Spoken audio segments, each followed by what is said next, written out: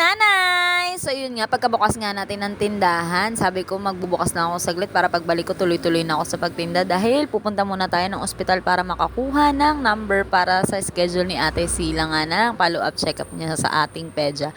So yun, nakakuha na nga ako ng number dito, tapos mag-aantay lang ako saglit para makakuha tayo ng papel na kailangan kasi nga HMO yung gamit namin. So yun nga, nakuha ko na nga yung papel. Sumilip muna ako sa taas, tinignan ko kung open na sila doktora, pero wala pa nga dahil 10 to 3 naman talaga yung schedule ni doktora. After that, sabi ko mamimili muna ako ng almusalin ng mga bata.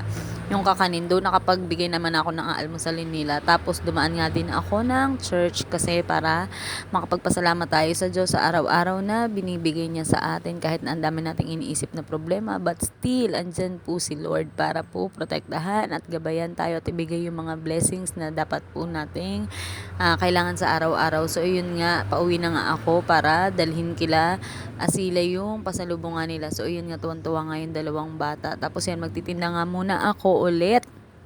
Kasi maya-maya pa naman kami mga 9:30 aalis ni Summerlita papunta sa kanilang eskwelahan dahil meron kaming kukunin doon na blessing. So, yun lang guys. Ingat po tayo. Happy weekends. Bye-bye!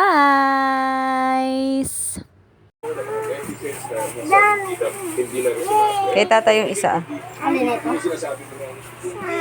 Hindi, dito. Ito, favorite ni tatay.